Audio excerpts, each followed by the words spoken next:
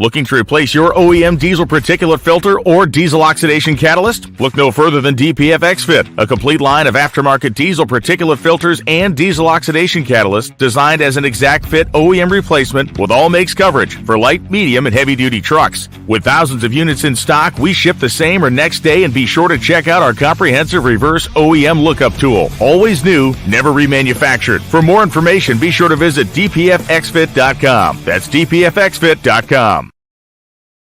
For more than a decade, FTI has strived to become the leader in the aftermarket performance transmission and converter industry.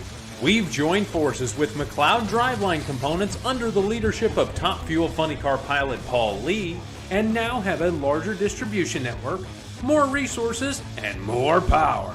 Come see us in the pits and ask how you can join the FTI family. It's not cheating, it is the competitive edge. This is WFO Radio.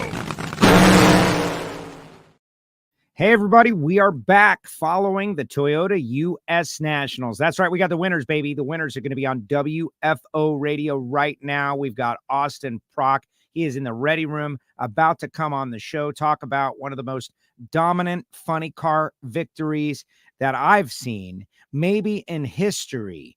A little revenge. He got some revenge for something that happened 2 generations ago, decades ago. It's so awesome. It's a great story. If you're a fan of John Force Racing, if you're a fan of Austin Prock, if you're a fan of NHRA and the upcoming countdown, we need you to share this show. Yeah, we're on later on in the week because I needed to recover. The vocals were down. It was tough, but we had a great time out there. Also scheduled to be on this show, Aaron Stanfield, Pro Stock winner, the first ever to double up at the U.S. Nationals. Think about that. That is insane to double up, one Pro Stock, one Factory X, and Aaron Stanfield scheduled to be on this show. Also on the show, our Flex Jet Factory Showdown winner, Kevin Skinner, and the voice of the NHRA, Allen Reinhardt, going to give us a debrief session on all that he saw out there at the Big Go. The big sponsors of WFO, we're going to tell you all about them, but what we want to do is we want to get to Austin right at the hit. Right off the starting line, our U.S. Nationals winner, a first-time Indy winner, Austin Prock. What's up, Austin? Congrats. Not much. Just hanging out in Brownsburg here at the shop, getting everything dialed in for the countdown. Reading's going to be coming up here soon. Yeah, next week. I'm super excited about it. We got to spend a little time relishing in this great victory. Like, what a dominant weekend, winning the Mission Foods Too Fast, Too Tasty, #1 qualifier. Swept it, pretty much. Yeah, no, it was definitely an outstanding weekend. The car was on rails all weekend long, and really proud of this team. Sure was fun to drive, and pretty surreal to get a U.S. Nationals victory in my rookie season in funny car. It was a great way to cap off the regular season, and got some good momentum going into the playoffs when it really matters. Absolutely. Right. Not that winning the regular season doesn't matter, but it doesn't matter, right, at the end. And your dad knows that better than anyone. He's been vocal about it. 2 championships, less than 15 points, on a mission in 2024. Yeah, absolutely. We got 6 races to try and get it done. And, I hope this Cornwell Tools machine will, keep running in the fashion that it has been, but I don't see us slowing down. Everybody's hard at work, and, our package is just working right now. And I've been having a blast driving it. It'd be something very special to get the job done. So that's what we're focused on. Indy was a great win, and we definitely celebrated big, but it's back to work, back to focusing on this next event. And, we're putting the hard work in. All right. So there's a lot of people talking about congratulations. I want to put their comments up. Good morning, Austin. Congratulations. Everybody's saying congratulations. I would like to, go through the rounds, but I also want to talk about your grandfather. Let's get to the final round and then talk about why that was so significant. It's like 3 generations of Procks and a little revenge against Don the Snake, which, I think he handled it pretty well. But it all started out round 1, Chris King. You guys roll at 85 out there in first round. And it was just, I don't want to call it a slaughter, but you guys were bringing it every round. Talk about race day and getting ready to get out there and just take on Chris King in round 1. Yeah, well, we race the racetrack. My dad's always been that way, and the apple doesn't fall far from the tree with Thomas, myself, or even Nate. So yeah, we just go up there and read the racetrack, and we try and run the quickest ET we possibly can every time we go up there, no matter who's in the other lane, because, lane choice is always important. That's why I'm always staging shallow, and that's why we, swing for the fences. But, went up there guns loaded, just like, if John Force was in the other lane. So that's just how we always race, and, made a really nice run, and Beckman nicked us. That was, it was pretty cool. Us and Beckman trading blows all weekend, just, swinging for that number one spot. Well, exactly. And when we talk countdown, it's possible that your toughest competition, may come from inside the team. Second round, you had to run Alexis. What a race. She brought it. You brought it. Dell brought it. Everybody brought it, but you won it on a whole shot, couple of thou, got the job done. And those are the ones that you're going to have to win if you're going to be a champion. Those close races where both teams perform. Yep, absolutely. Dell, he's no joke. Alexis as well. We know what that car's capable of, and they went up there guns blazing, swinging for the fence, and the thing stuck. And it was a hell of a drag race. But we win and lose as a team, and I was able to help them out a little bit. I got to pay my guys back from the weekend previous, and my reaction time right there kept us in the race and allowed us to get to the final and end up closing the deal. Blake Alexander in the semis had got the job done most recently, has been resurgent, and the Head Incorporated car, one of the best cars of the past few races. They are able to get down the racetrack in various conditions. Blake was a little hobbled. I didn't know what had happened to him, but I saw him limping around. Didn't really show on the starting line. He was able to get after it, but you left first by 4 thou, and you won another close race as they went up in smoke. Yeah, absolutely. He came to play on the starting line. 064 on the tree. I think he was, and I was 060. So you can never count out Blake Alexander. He's a hell of a race car driver, and that Head Incorporated car Pronto, it's been running very, very fast. So it's been cool to see Blake have some success. He's a great friend of mine, and he's been out here a long time, and to see him hold a wally at the end of the day, or just making good clean passes and running with a bunch of the best, it's very cool to see. So definitely fun racing him, and I'm sure we'll have to we'll line up next to him a bunch here in the countdown. Yeah, didn't he tell me, like, memory is coming back a little bit because it's all a blur. You know how that is. I think he told us last week that you instigated him into going out into the zoo Sunday night after Brainerd, and that it was you that made him go out there. That's what he told us, at least. Yeah, I can be a little bit of a pusher. That's great. And he also said he was happy that you finally made a mistake, and that he told you, he's like, man, thank goodness you finally showed that you were human. He told us that story as well after Brainerd. That's kind of cool, though, that your competition doesn't think you're human. Yeah, no, I know. That's like how I talk about Justin Ashley. Right.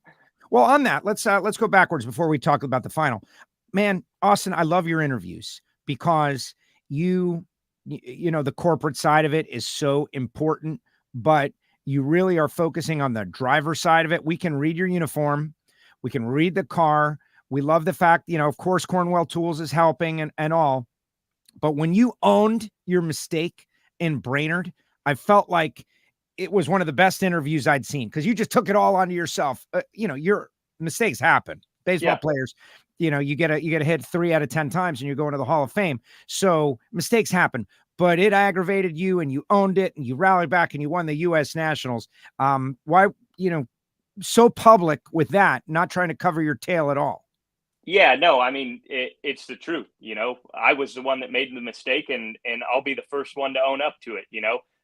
There's no reason lying about it or blaming someone else. I mean, that's just weak, to be honest. You gotta take your hits and come back swinging the next week. And I had a point to prove. I wanted to, prove to myself first, prove to my family, my team, and prove to everyone else that, I can get hit like that, and I'm going to stand right back up and pick up where I left off. So, it was a great weekend, a good recovery for me. I got my swagger back, I feel like, and we ended up getting the job done at the biggest race of the year. And to be honest, from start to finish, from Friday night to Monday evening, those were the best runs I've made in my career. The most true straight runs.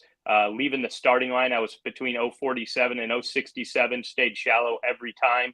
and was just painting railroad tracks. And, I let my dad down, and I let my team down, my family down, my sponsors down. I wanted to show them that I could get back up and go do the job and, contend for another victory. Yeah. And that's exactly what it's about. You are going to get knocked down, but how do you get up, and what do you do when you get up? All right. Set the table for us. It was so cool to have Jason up on the mic, because he told a story that I don't know that would have been top of mind for everyone else. But can you set the table? As I understand it, your grandfather, Tom Prock, was in the final round against Snake in like 1973.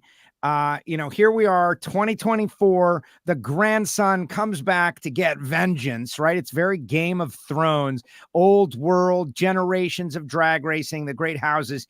Tell us the story of your grandfather versus Snake first. Yeah, so it was my grandpa's best finish at the U.S. Nationals. He made it to the semifinals, and previous to this race, semifinals was my best as well. So, but I knew that he went to the semifinals. I knew that he raced Snake, but I didn't realize that it was in that same Army car that Caps was driving there at the U.S. Nationals this weekend, the tribute car. And we raced, Ron Caps and Don Perdome in the final round, and we got a little bit of revenge on him for my grandpa. So it's funny how things like that work out. Definitely a wild story. I guess it's just part of God's plan, and it was pretty cool to take that car down for him.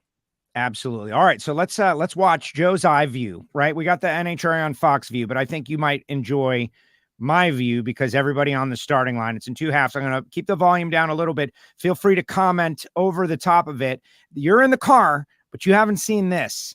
And I think it's going to be pretty cool to watch you battle the Snake and Caps, who had won was going for 3 consecutive U.S. Nationals.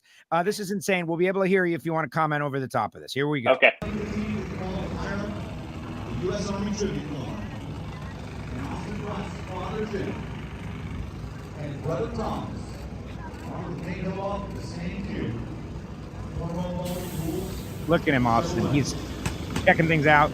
Yeah, he almost looks nervous, pacing around. Yeah. I mean, why wouldn't you be? I think we all were a little bit. Right here, right now. What are you feeling in this moment? Man, dude, I was in another world. I don't even know how I got there, but it was just, my adrenaline was going, just sitting in the water box and, just trying to slow my breathing down and just take it moment by moment, try and be a machine and do the same thing every time. And, that starts with just pulling the fuel on. They were first to light. Yeah, our routine's pretty quick this year. I think we don't start first for anyone. Good. You got a quick routine. That's good.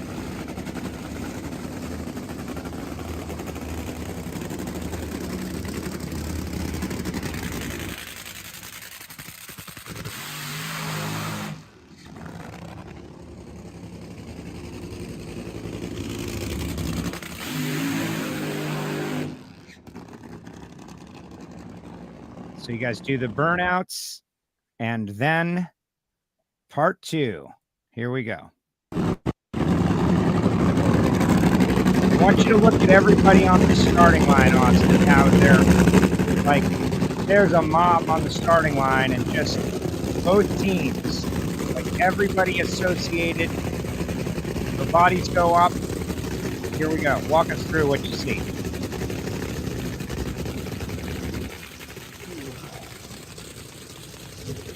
Yeah, that's awesome. It's pretty amazing the support we have at John Force Racing. Our sponsors, all other team crew members, teammates. It's one big team, one big family over there, and it's definitely special.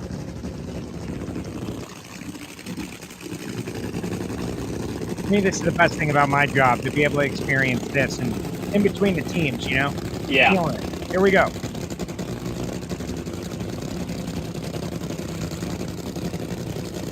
That was a big move there to get up in.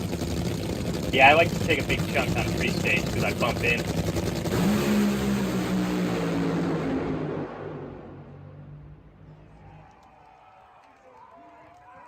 See, those are the moments I miss. Driving. I love driving the race car, but there literally is nothing better than the celebration on the starting line with everyone.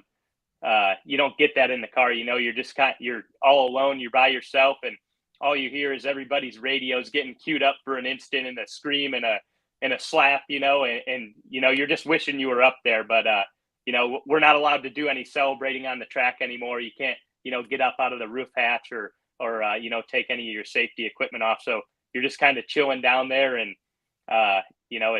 you're definitely jealous of everybody else celebrating, instantly when they see that scoreboard light up. And take me to that moment when the light came on, and better than anyone what it means to win the U.S. Nationals. It fundamentally changes your racing resume from driver to success for all times. Anybody who's won Indy, like, that's the accolade you want to get in addition to a championship. Who won the championship? Who won Indy? Yeah. That's what matters each year.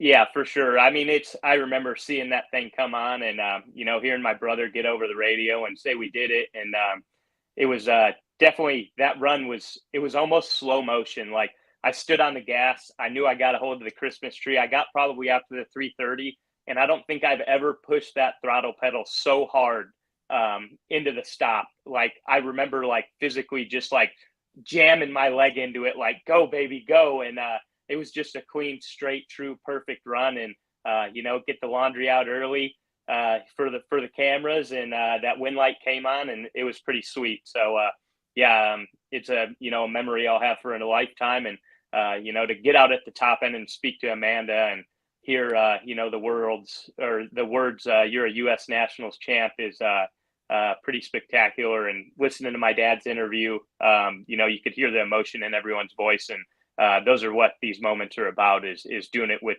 your crew. In my case, getting to do it with my family. And it was pretty amazing getting back to the car and seeing all of them and just seeing how proud everyone was. It was a very amazing day. A tremendous celebration. We brought you down to the media center. You answered one of my questions in the media center in a surprising way. We had you, and I don't want to say I forgot about this, but it's in the rearview mirror, right? Like, we had you and Thomas and your dad on WFO at the start of the season, immediately after we announced it. It was a great interview. And I asked you about, okay, what lies ahead with the championship countdown and all. And you brought up the interview. You brought up a quote from your dad, like it was fresh in your mind, what he said on WFO radio. And now it's time to think about that. You've got a 39-point lead over Tasca. Everything that has happened is now, I don't want to call it irrelevant. It's great that it happened, but you have a new fight ahead. Talk a little bit about that and how you answered my question, because I thought it would be interesting to everybody. Yeah. It's, it's the same for everyone, but we went from a 18 round lead, over second to pretty much a 2-round lead. So, or a 1.5 round lead, I guess you could call it. But I mean, same job. To be honest, I told myself this morning, you start thinking about these things, and you shouldn't really. But I plan on not even counting points, just go up there, do my job, let the guys do their job. Getting caught up in that pressure ain't going to be, helpful at all. I don't think it benefits anyone thinking about those things. So we just got to keep going up there and doing the same job. But when we were on WFO at the beginning of the year, there was the first interview, with me, my dad, and my brother. And, you were nice enough to have us on, and you asked what our expectations were this year. And, I spouted right off, and I said, I want to win the championship. I had no idea what lied ahead for me. I had no idea, how I was going to go driving the race car, but I knew I believed in myself, and, I had a golden opportunity in front of me to really up my career. And I said, I want to go win the championship. And my dad, on the other hand, he's a very quiet, humble guy, and he never really speaks, about those things, I guess. I don't even know how to say it, but he said, I've lost the championship 2 years in a row. I want to win the championship this year. And when he said that, it really hit me like it's game on, because I've never really heard him speak with that confidence before, especially on camera. So, it was really cool to hear. And, so far, so good. We've had an outstanding year. I think we've checked off a lot of boxes that, anybody would want to. We show up the first race of the year at Bradenton. We win $250,000. We go to Gainesville, the first NHRA race. We're number one qualifier.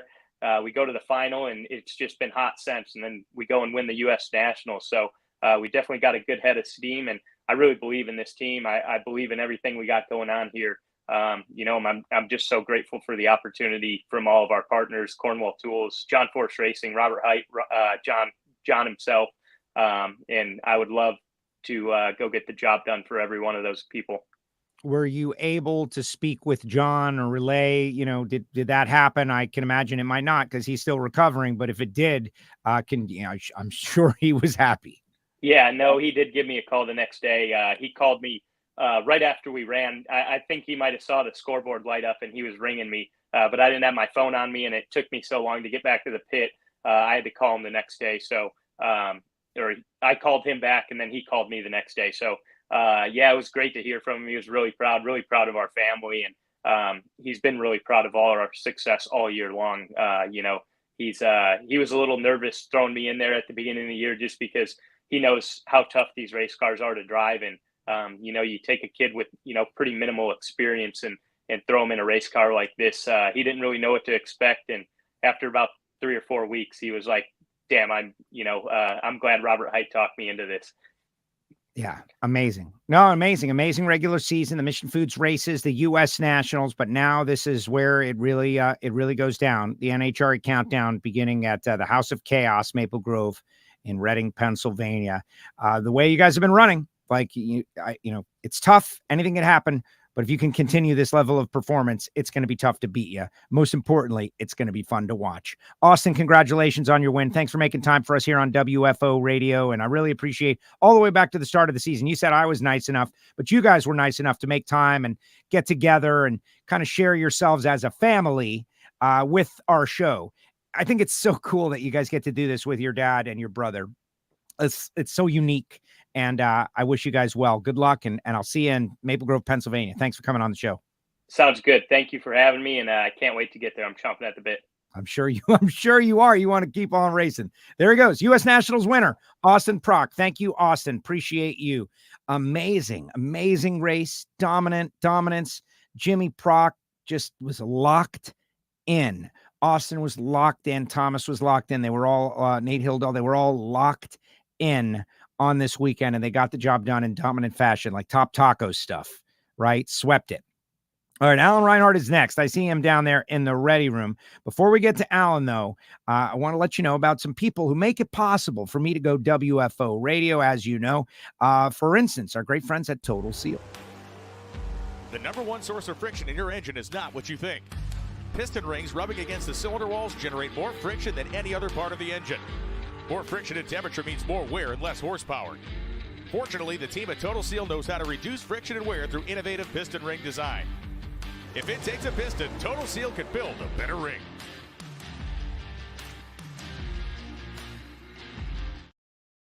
Also want to mention the folks at Bernie's Speed Shop. Bernie's in Ocala, Florida. Got some big things going on. Josh Hart and team, they will contend for the championship, but Bernie's always contends. BURNYZZ.com. Follow their social media. They've got exotic sports cars. They've got muscle cars. They've got classic cars. They sell on consignment. They sell overseas. So check out Bernie's, BURNYZZ.com. Also want to remind you about our friends at HusseyPerformance.net. David Allen and the team, you can just give them a call, 724-318-8292. They are expanding their brand of gaskets from copper head gaskets to gaskets for oil pans and valve covers, header gaskets. They have sourced the best possible materials, and it has all continued to be made right here in the United States of America, Beaver Falls, Pennsylvania. Speaking of going up to Pennsylvania, folks at HusseyPerformance.net, reach out to them online, and it's not just head gaskets anymore. That's HusseyPerformance.net. Also want to remind you about the folks at Foggit, Foggit. They had that third round race, Steve Williams, Gary Stennett, Foggit.com. It was Foggit versus Foggit to go to the next round in Super Comp. But one thing I noticed throughout the pit area, everybody, after multiple nights of racing, they're fogging their engine down so that it'll be good to go the next morning and avoid all that internal corrosion that comes after a night of racing. You can get it at Amazon.com. You can get it at Summit Racing Equipment, and you get it at the website, Foggit.com. Let's bring on the voice of the NHRA. He joins us now for a little recap. Allen Reinhardt. What's up, Allen? How are you? Hey, Joe, I am well. And, as far as Foggett goes, if you're in Tucson, you can get it at Don's Hot Rod Shop too. They have it on the shelf. Don's Hot Rod Shop has got Foggett on sale and available. And no, it's funny. I now look through everyone's pit and I see where the cans of Foggett are. And Gary says they're picking up. They've doubled their sales year over year again. And so, but we want to know, all right, this is just an alternative angle with Reinhart, right? He's got his can of Foggett sitting around. Me too. It's like, bam, it's your secret. Yeah, but yours, I mean, come on. Yours is a prop. Mine gets used. I've fogged things. I bring it back. Has that can ever been opened? I've never used the red tube. But I have sprayed it. Not with that can. That can's never been opened. That can. Come on. Come on. I'll give you a spray. All right. Let's talk about. I also use it. In my shop in Arizona has a evaporative cooler on it.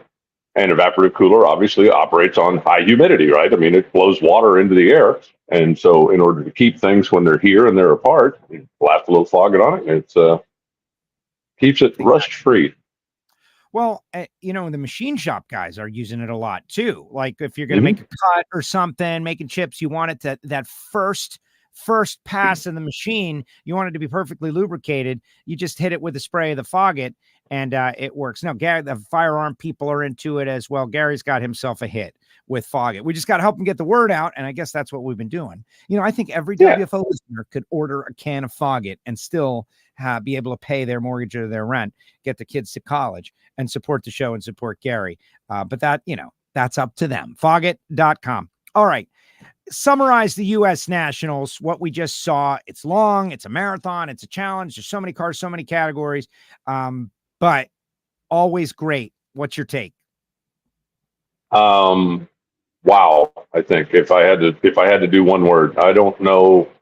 There was so much that didn't see that coming.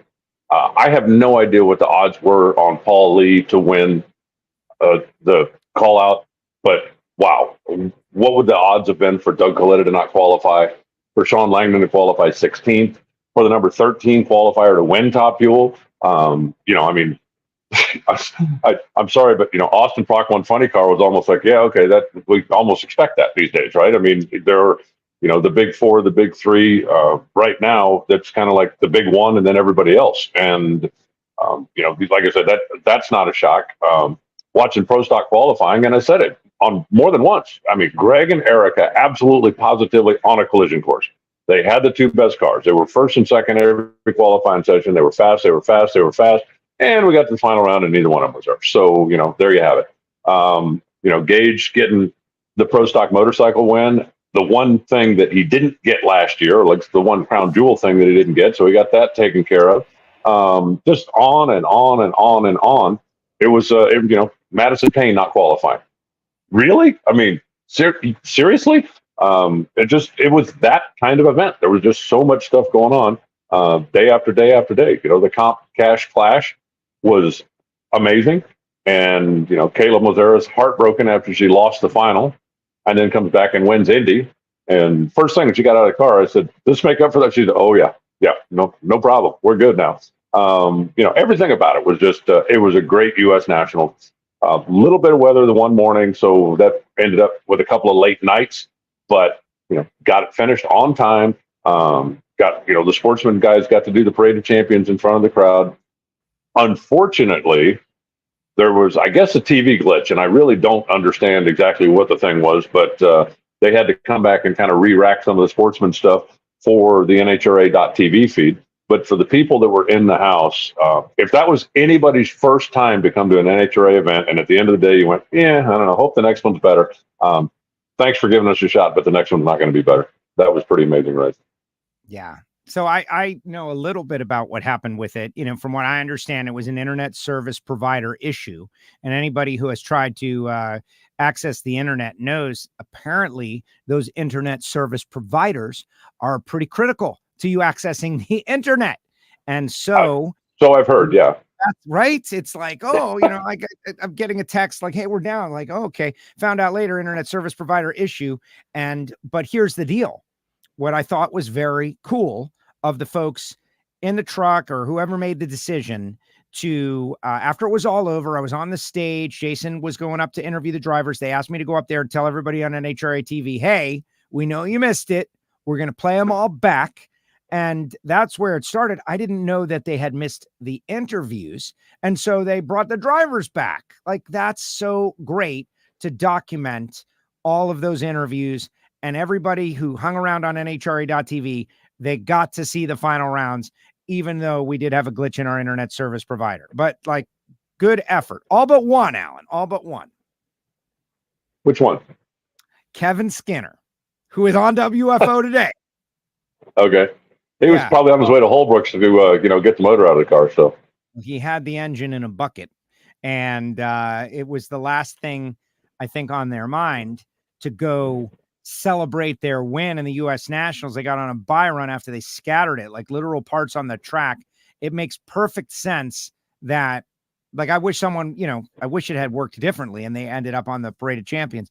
But we're going to talk to Kevin today, not long from now, and find out about his Indy. Because after all, he did win Indy. Let's talk about Top Fuel, though. Let's focus in. Clay Millican, he is so popular. Like, he's so joyful when he wins. He said in the media center, nothing will beat Bristol. Makes perfect sense. First win. But this was tremendous, especially since Rick Ware was in the house. Made the flight, not that it's a long flight, but come out on Monday, spend time with the team. They had Arby's on for the first time. So great. We can all say we have the meats, and they sure did. They won the big go.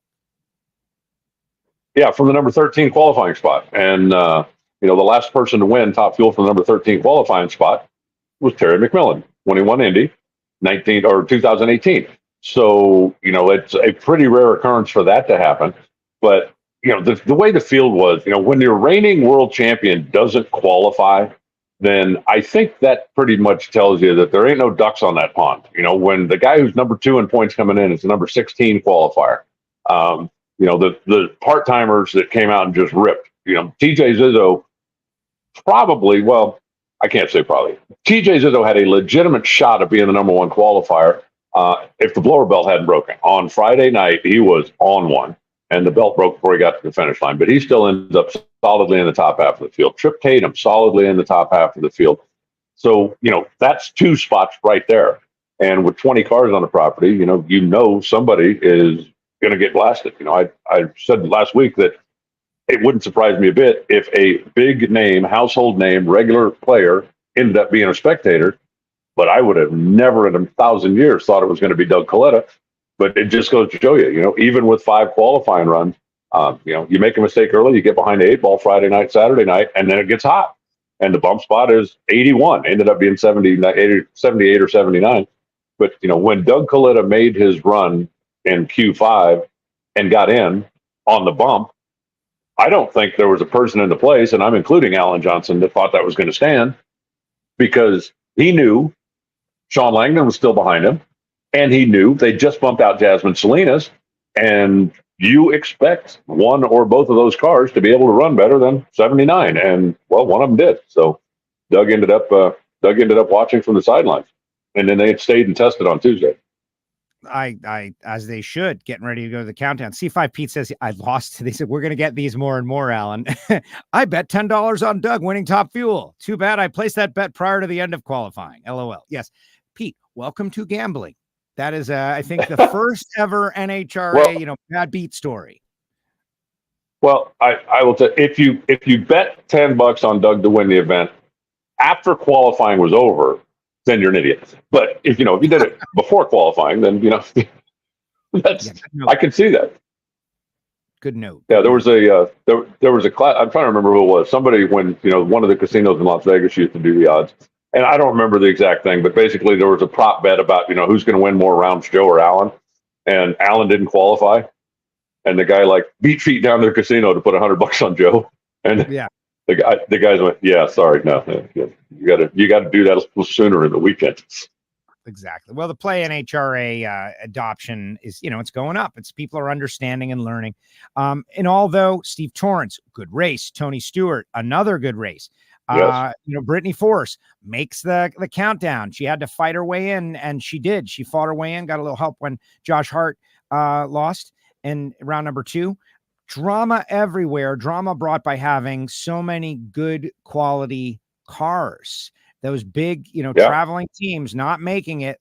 I think the fans, they're not rooting for one of them to miss. They like the drama, and they got it in spades. Well, I love a good final qualifying session when you've got 22 quality cars, right? When hey, you're out. Hey, you're in. The Pro Mod final qualifying session was great. When Castellano out dives in, I think he was 13th. And I legitimately said, hey, great run. He's 13th. And I'm sitting there doing the math in my head going, going to be close.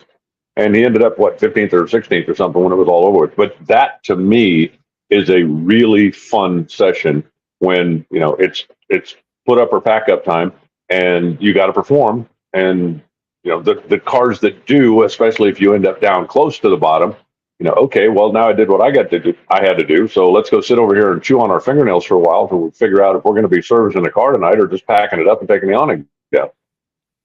Yeah, that's what drag racing is supposed to be. All right, let's bring on our Jet Factory Stock Showdown winner and his first and only interview.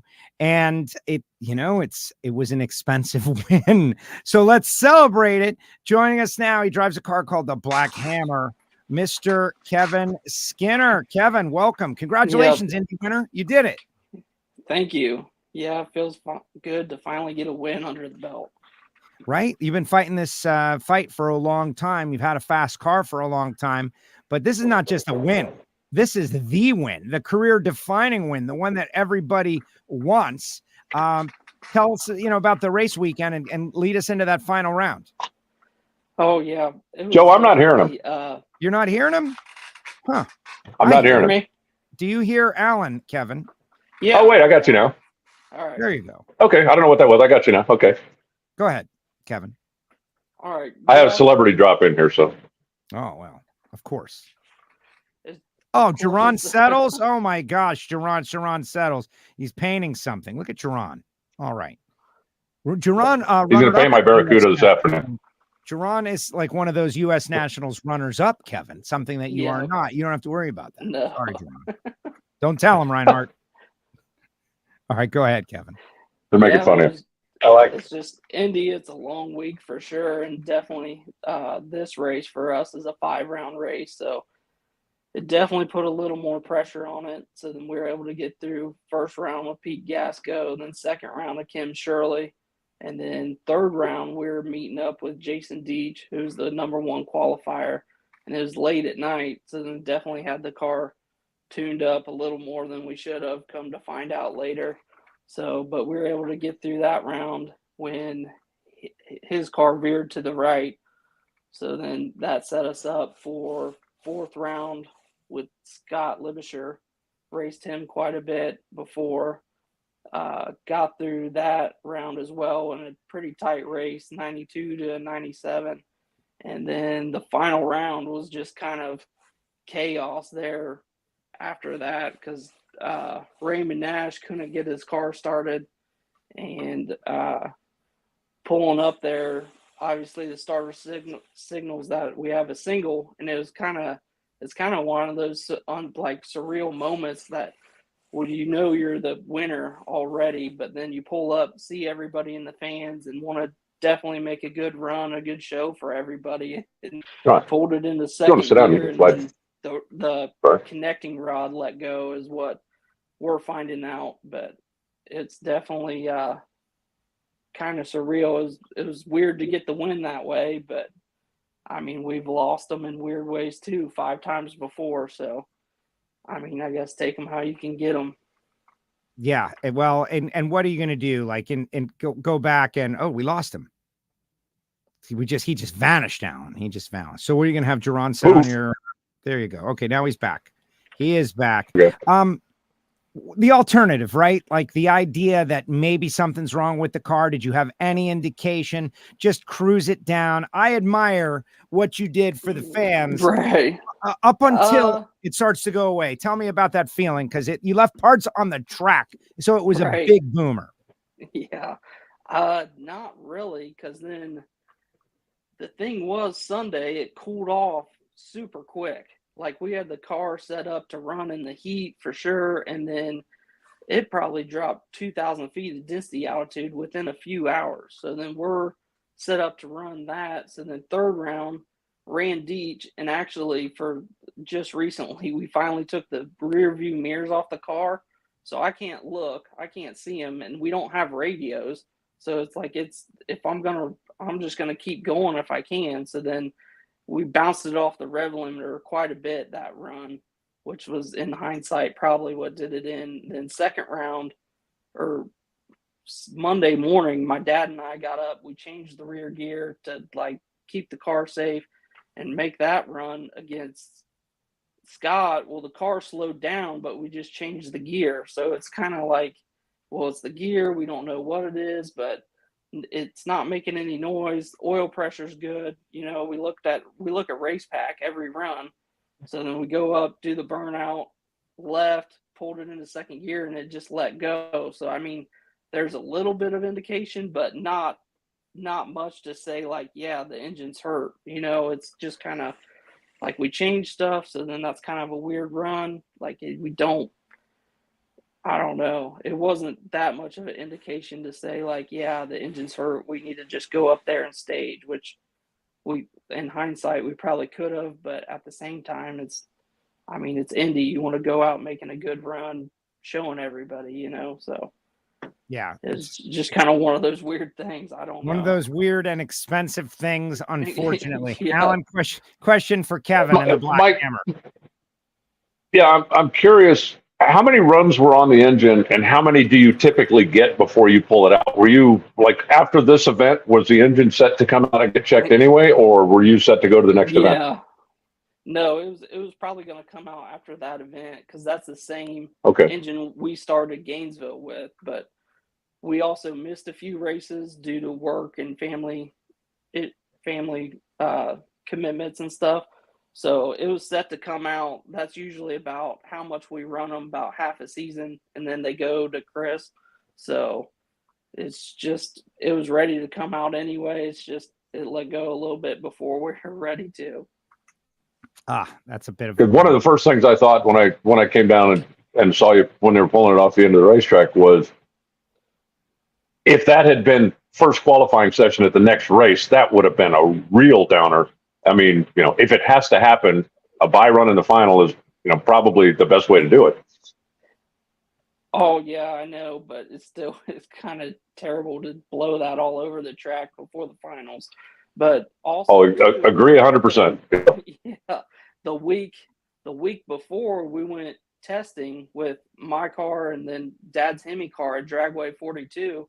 And I decided not to run because the weather didn't look applicable to what we were going to run at the beginning of Indy. It was super cool, so I chose not to run it. Now looking back, it's like, well, that was a good decision too. If we only got yes, it was runs out of it. Wow. Yeah, like I'm thinking that could have happened in the second round or in the semis. Every run off of the final total prior to the final at Indy, like the Saturn engine in the final round at Indy, like that's historic stuff, Kevin. I know it hurts the pocketbook, but it's still pretty crazy. Yep, for sure. Tater Troyer is out there. He says, glad that Skinner got the win. Well deserved. You have the respect of your peers, Kevin. What has it been like out there this year?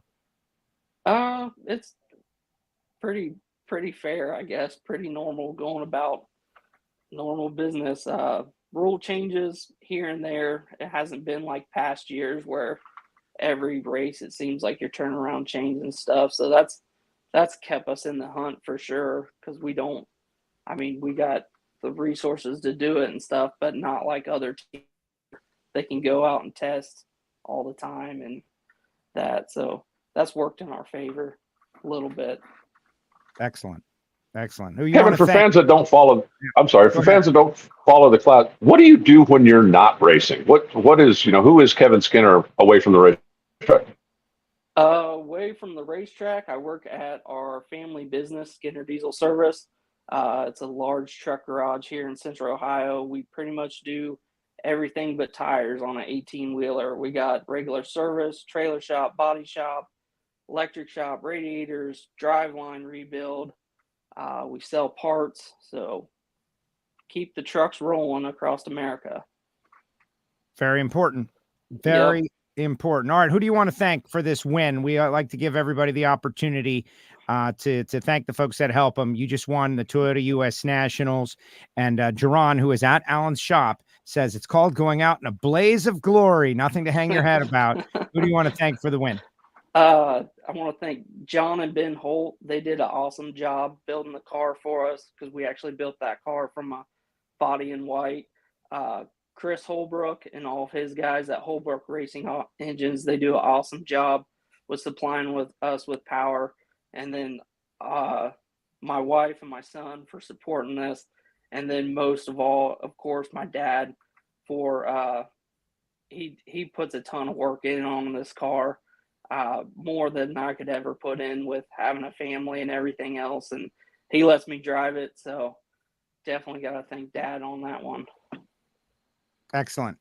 Final question for Kevin, Allen. Well, just, what now what? You've won Indy, so championship, is there anything else on your to-do list when you started doing this? I'm sure you're like, okay, at some point, one of this.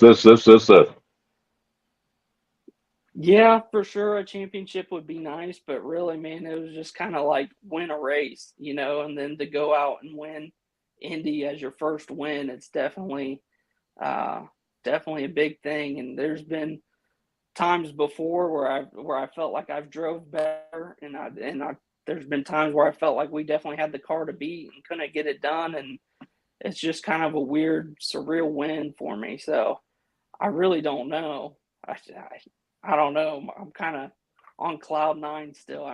Give me a couple weeks. I might come up with something. You should be. Well, you will forever be U.S. Nationals champion, Kevin Skinner, from now on. That's it. Driver of the Black Hammer, who put the name on the car because we pressured him. Good job. Right. Right? He had the name of the car. Yes, you did. It wasn't on the car. And when we were doing Factory Stock Podcast, we talked about it. And Kevin, you went out and had the sticker made. The Black Hammer got the job done at the Big Go. Kevin, congratulations. Thank you so much for joining us on WFO Radio. Appreciate it. Say hi to the family. You'll always be an Indy winner. It is amazing. All right. Thank you for having me on. Appreciate you. See you down the road. See you soon. Right, Kevin Skinner with us here on WFO Radio. And we have another finalist, Allen. He's going to join us just seconds from now. But before we do that, I want to tell everybody about, this show doesn't happen by accident. It happens because we've got some great people that support the program. And I just want to tick off their names. We had Austin right at the start of the show. CWT Industries, balance machines for machine shops. Randy Neal. They make some great balance machines, and they're intuitive. They're easy to use. They're easy to train. They work quickly. And most importantly, they're highly accurate.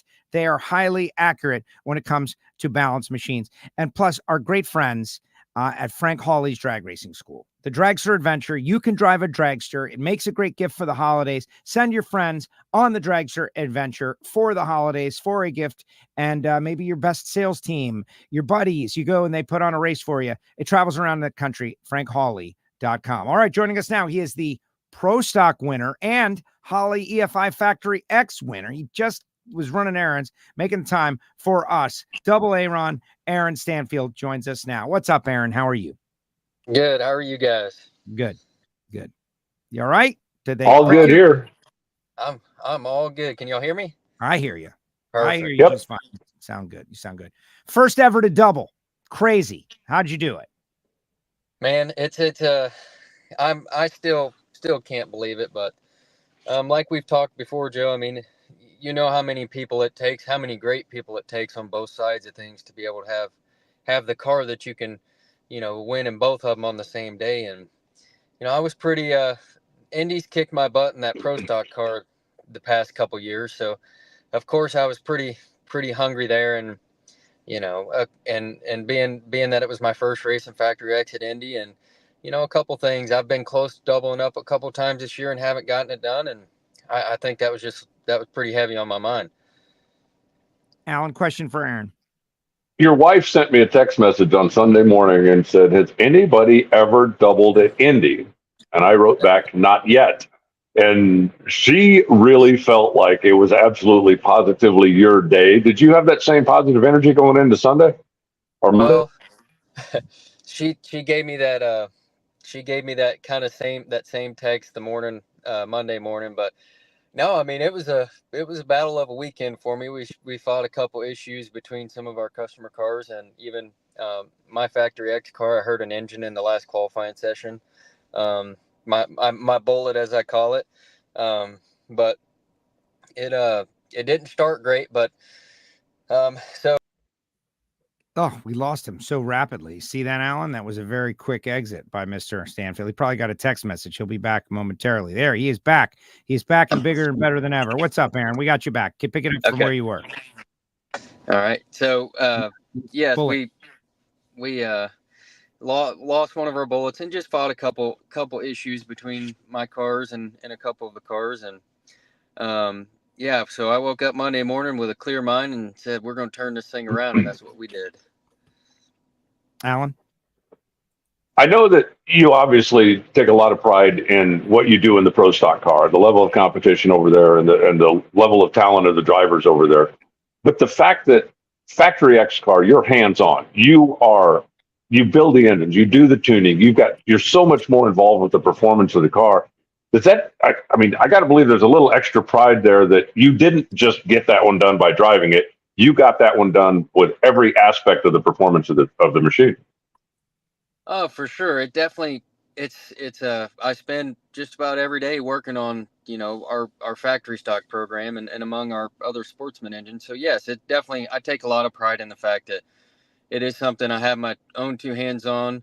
And, we work as a team on our side, and it's cool to see a collective, everybody just moving in the same direction. And that goes for both sides. I mean, I can't lie and say that the pro stock car is awfully fun to race, and competition level is extremely high at the moment.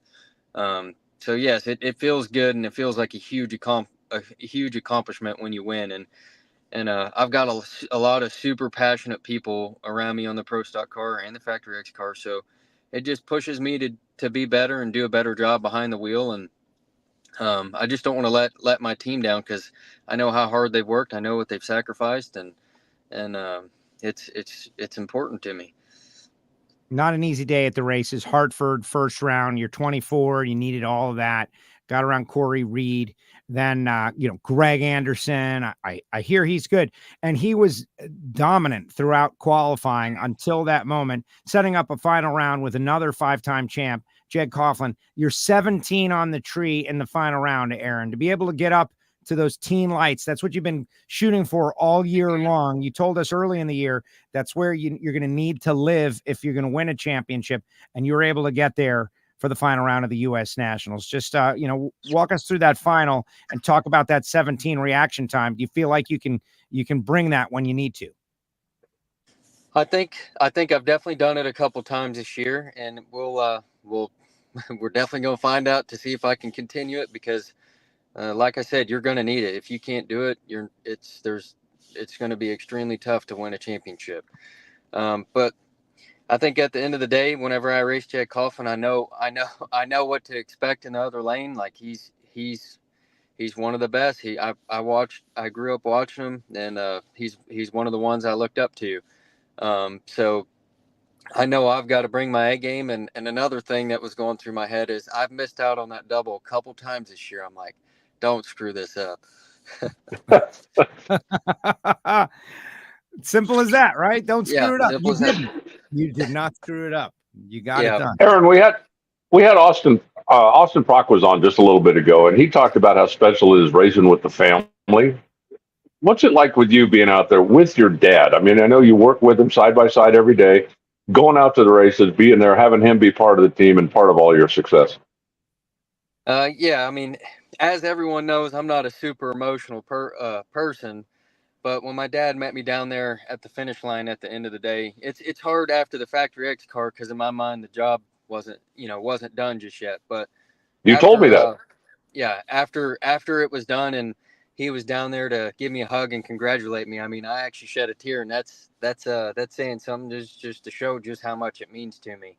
And I watched him achieve this goal he had of winning Indianapolis, and I believe it was 2008 or 9. And man, I was like, I want to, that's something I really want to do. So, but being able to race with him, he's my best friend. He's my coach, and he's taught me everything I know. He's groomed me up to this point, and I'm extremely thankful. And I'm very lucky to be able to race with my family and many friends that I've made that I would consider family as well. Amazing. No, it was cool to see you come down. Connor got to accept the trophy in Factory X. We got him on stage, did a little interview with him while you were getting ready, and then you win the final round. A couple people just want to say congratulations. Blake out there says congratulations on winning Indy. Milliken fan, congratulations on winning twice. Fast Eddie saying congratulations. And Kimmy says double Aaron is his favorite driver tag. Look at you. Your nickname is even becoming popular. You're second in the point standings going into this championship. Let's look ahead to Reading now. You've had some goals, and winning the championship is one of those goals. I don't know that the regular season could have ended in a better way. Surging the last several races, you had the 3 out of 4 at one point, and then winning Indy. It's like you've won 4 out of the last 7 or something like that. But now the points have been reset. You're second in the standings. You're 25 points back of Dallas Glenn. Yeah, I think I've got as good of a shot as anyone does. I think I have full confidence that my guys are going to give me the race car to do the job, and it's going to be totally up to me to do it. I think it's going to be a dogfight. I mean, we got some. It's tough right now. I mean, as you saw, Matt Hartford qualified. He didn't have a great qualifying effort, and he outrun me first round. So I think you can win any race from any position on the qualifying ladder. So it's going to take being on your A game every single round, and I think I've got as good a shot as anybody does. Reading has always been known for pro stock performance. Does that change in any way your approach, that everybody's car is going to be fast there? I think I just got to keep going up there and doing the same thing I've been doing. We just got to keep this momentum rolling our way. Nice. Aaron, congratulations. I think it was 2010 that your dad won, because that's right after Kenny Koretsky with Eddie Granacci as his crew chief, which is Hartford's crew chief now. And that's why you guys are so close, right? Like, that's an amazing, and you have to run each other like every week. We do a lot of business with Total Seal. Good friends with Eddie.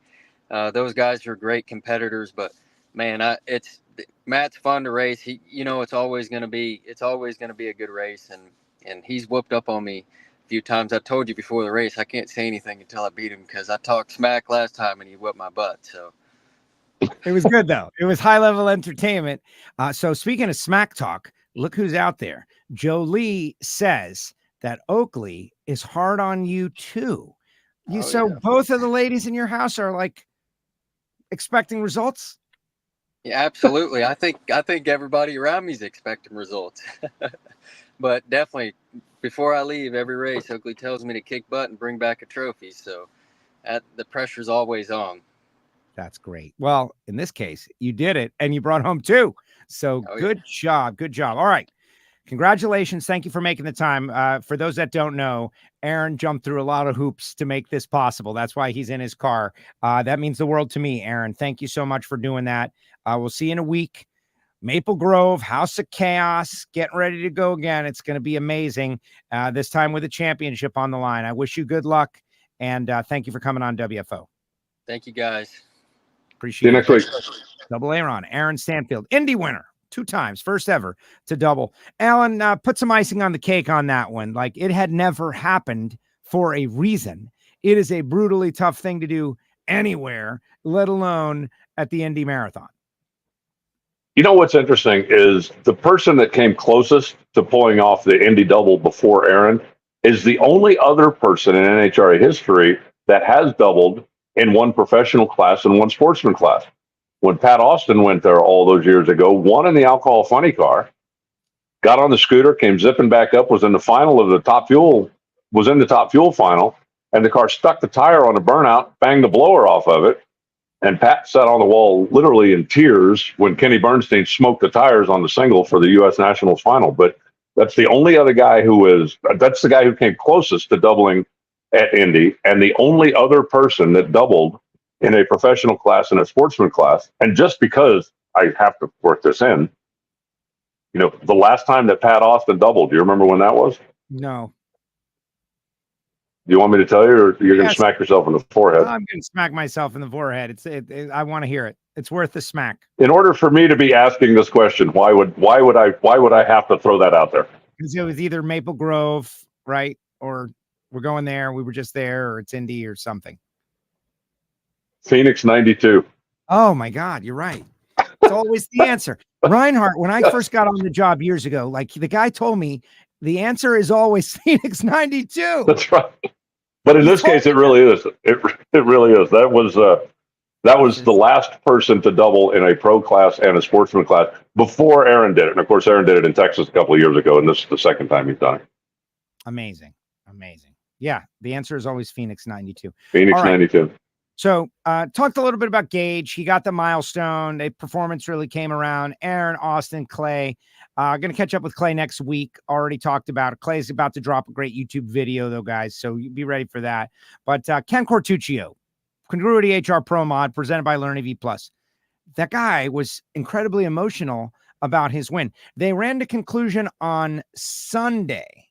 And some people lost track of the Pro Mod category, but just as meaningful for Ken. And he was just over the moon. Tremendous field of Pro Mod cars, 28 high quality cars running in Pro Mod, and their road to the championship is on.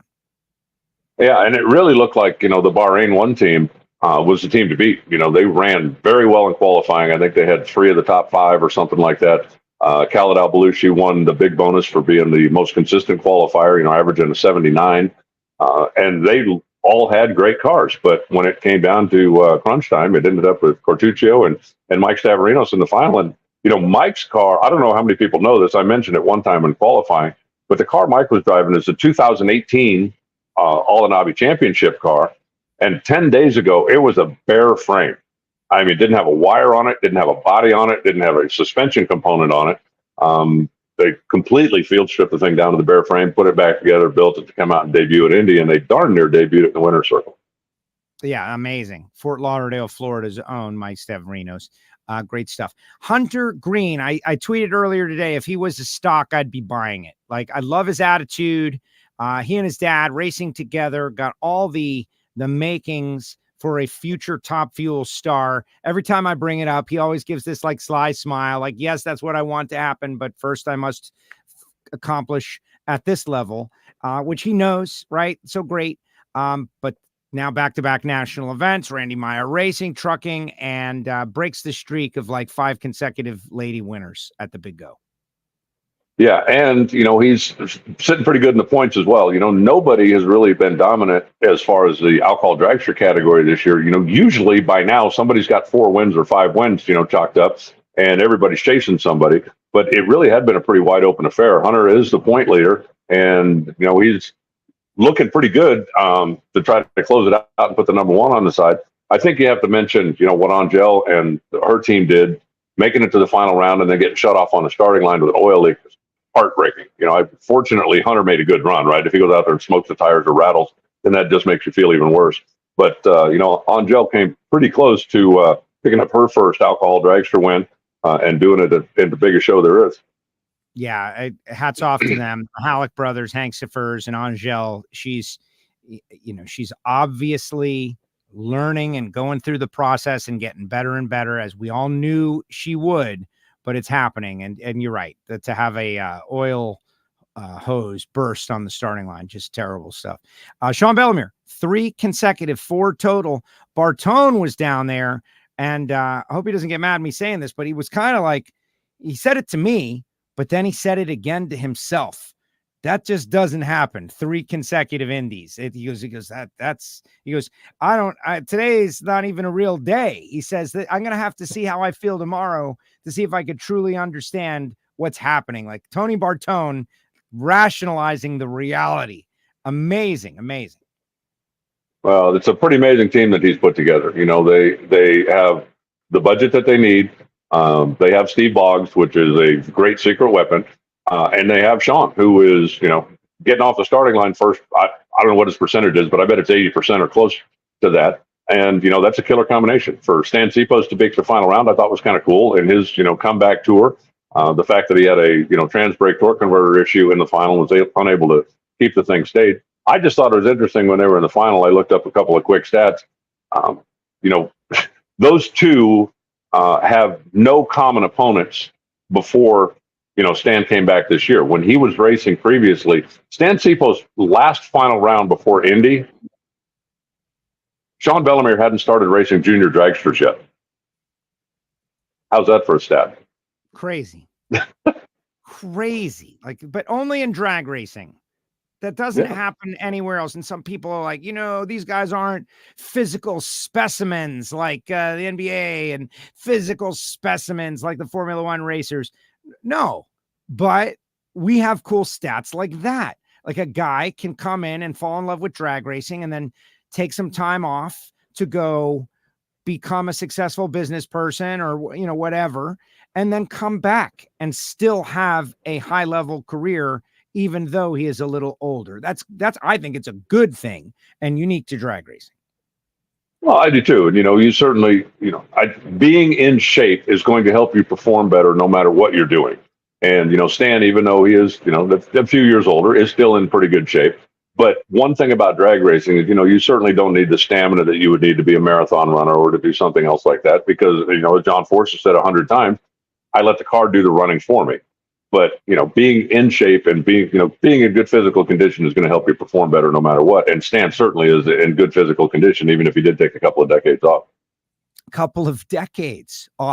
Mentioned Kayla Mazeras. She did great on the stage. The interview that I guess didn't make it to the public, but she was great. A lot of emotion there. Great win by Kayla. Larry Hodge wins in super stock. Larry was also very emotional. You could see it like kind of pouring over him, the reality that he had won the Big Go. Well, it's a big deal, no matter who you are, no matter what class you're in, to be able to say, I'm a U.S. Nationals champ. And, when you look at the fact that, stock and super stock are both 128 car qualified fields, and we sent cars home. So, everybody that was in the field certainly deserved to be there. And when you've got to win that many rounds, you've got to stay focused day after day and night after night. Those guys ran first round on Saturday night, like 9:00. And then they come back and run second round, Sunday afternoon or evening. And then you come back Monday and you got to just again and again and again. And you've got to be sharp, during the day. You got to be sharp at night. You got to be able to get the car dialed during a whole lot of different weather conditions without practice runs in the middle, because in a 128 car field, it's, buy runs only show up if somebody breaks. So it's not like, okay, we got the buy next round, we can, get a little tune-up data or get a little, take a test run. It just doesn't happen. You've got to, every round, every different condition, every different time of day, be able to stay focused and keep doing your job. So that's another reason that the Indy win is so special, because it is so difficult to do, not just because there's so many cars, not just because there's so many days, but because you have to be good in so many different conditions, whether it's weather, whether it's time of day, whether it's light, whether it's anything. In order to close that out, it's a tough deal. Got the job done. Josh Decker in stock eliminator, the other part of that 128 car field, amazing. And then the .90 classes, two different sides of the coin. Trinae Crisoni wins in super comp and beats Jason Kenny, who to me, I don't know how to say it. Like the racing gods, like what's going on, racing gods? What did Jason Kenny do to deserve this? 3 consecutive runner-ups at the U.S. Nationals. After the first one, he's going rounds last year, and I'm thinking, man, this guy is going to go out there and he's going to win it, and it's going to be like a great comeback story. And he runnered up again. So 2 runner-ups in a row. And so this year, this guy's going rounds, and I said to myself, I'm not saying nothing. I'm not going to mention it. If you don't know that Jason Kenney has runner-up in 2 consecutive U.S. Nationals, I'm not going to be the one to make a big deal on the story because I felt like, the racing gods and shining a spotlight on something negative like that. Or is it negative? Is it positive? I don't know. It's all depends on what happens. He gets to the final round. Runners up at 3 consecutive U.S. Nationals. Great for Trene. Amazing win. The Larice guys were super stoked. But what do you do after? You got to come back and you got to win the 4th one, man. You got to win. Runner up, win. Jason Kenney. And I have no doubt this kid's going to do it. Well, the crazy stat, and I'd have to go back and look at it, but the crazy stat is that the Larice team has been to like 10 races, I think. And they've had a car at least in the final in something like 8 of them. I mean, it's ridiculous that they, you can just count on one of their cars is going to be in the late rounds. And if you're in that many final rounds, you're going to win a bunch of them. And if you're Jason, I mean, obviously you got a field for the guy, but I still believe, as much as everybody wants to win, as disappointing as it is to go that far, there's 149 guys that would have loved to trade places with him. And there's only one that wouldn't. That's still a pretty good day at the office. You look at what Jason has accomplished, the number of top 10 finishes he has nationally, the number of division championships that he's won.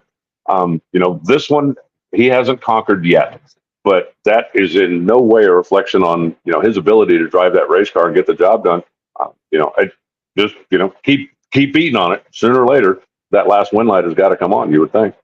You would think, right? The Buffalo Bills references, whatnot. People are like, you want to make the Buffalo Bills out to be an unsuccessful franchise because they made 4 consecutive Super Bowls. That's not how it works. You get to the final round. It's a huge deal. Meanwhile, Bo Butner, 3 consecutive Super Gas wins. I think it's 24 consecutive rounds at the Big Go. Wrap your mind around that one, Allen. How does that make any kind of sense that Bo Butner is doing what he's doing in Super Gas, where it's really supposed to be impossible to do that? Well, and I'm not taking anything away from Bo. I mean, he obviously, what a great run he's had. I wish he hadn't had a bye run in the final. I wish it would have been more fun to see how that race played out had Steve Williams not been broke. But, I mean, he's just some kind of Indy magic. That's his home racetrack. He lives, an hour and a half south of there. And the place has always been pretty good to him over the years.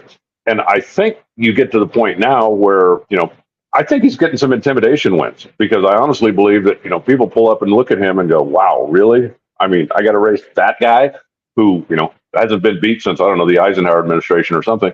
And those things, all of that stuff helps. The fact that Bo's got so much confidence in the race car and in going to Indy because he's had such good fortune there. And I think, when your opponent pulls up and looks over and sees that guy in that car, you can't help but be a little bit intimidated. And all those things add up.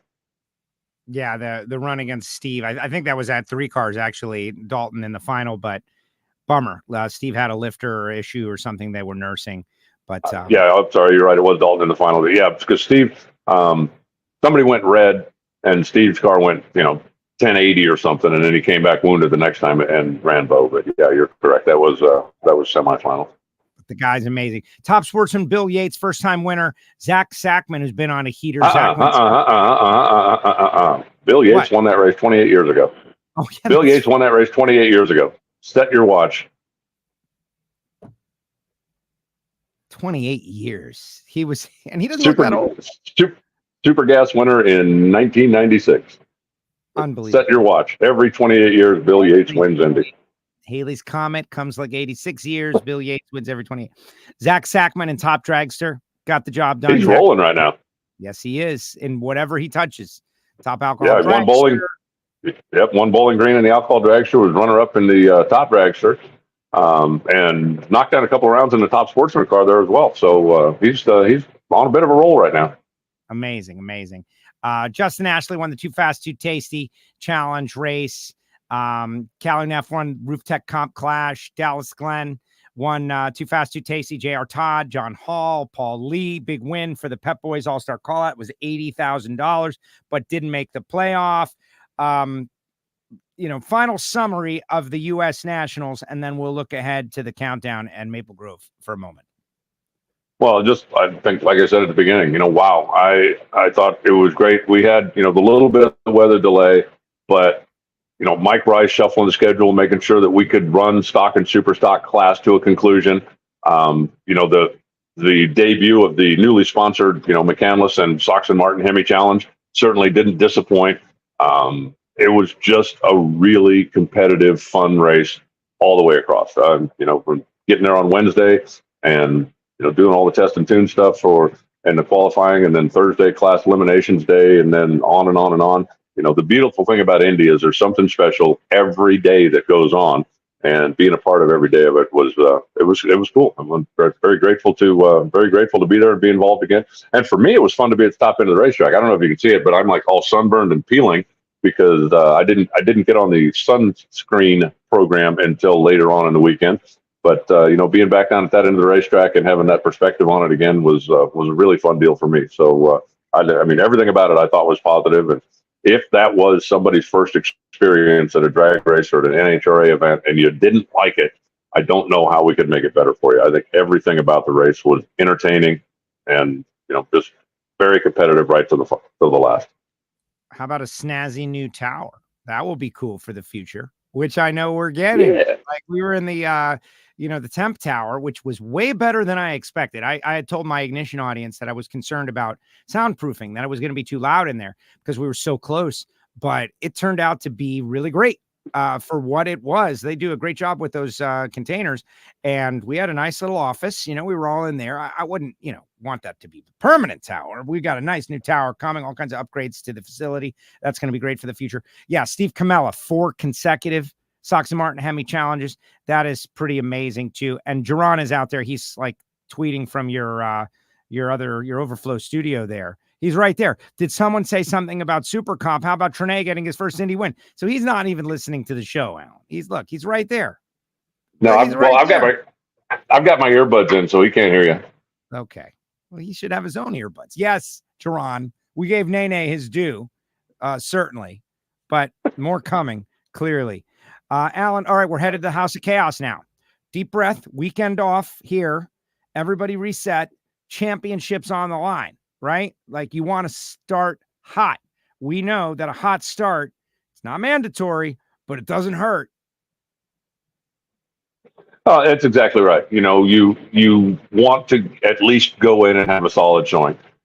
We've seen in the past, you certainly don't have to win this race in order to win the championship, but at some point in the countdown, you're going to need to get on some kind of a run and get some momentum on your side. You might as well get it started now. If you get out there, I'll never forget, Jed Coughlin years ago, he won Phoenix, I think. And somebody said, do you think this will help you in the championship? And he said, let me tell you something. He said, if you birdie the second hole, that still counts when you add up the scorecard at 18.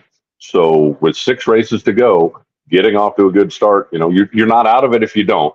But you need to start building momentum. It's important to come in here, have a good showing, and get off on a good foot, especially the drivers that are down, 8, 9, 10 in points, or 11 or 12, since, we've got drivers that didn't make the top 10 that are in. But if you want to make a serious run, you need to get off on a good foot, especially, like I say, if you're down in the bottom half of that top 10. Absolutely. You got a shot. You can come from all the way down to win, but you got to get out of the hole strong and, maybe take out one of those points leaders. Alan, great job as usual. Always look forward to this show, the Indy wrap up, and it was great as usual. I'll see you in Maple Grove. I'm going to go at it again next weekend, but I'm still in recovery. I don't know about you. I'm sure you're just fine, but me, I'm still catching up.